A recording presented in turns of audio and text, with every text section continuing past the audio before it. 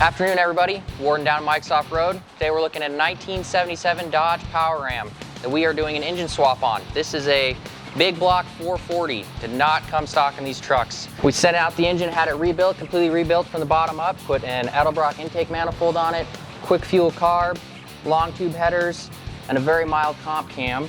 And we are gonna put it in there, and it's gonna really make this truck move. Gonna roast some tires. It's a pretty cool build.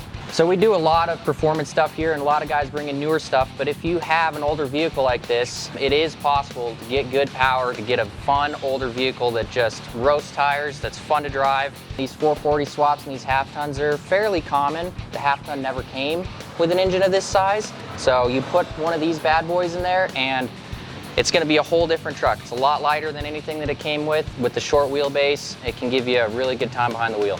So whether you got a new vehicle, whether you got an older vehicle, if you're looking to get power, to get a fun driver, come on down to Mike's Off-Road and we can help you out.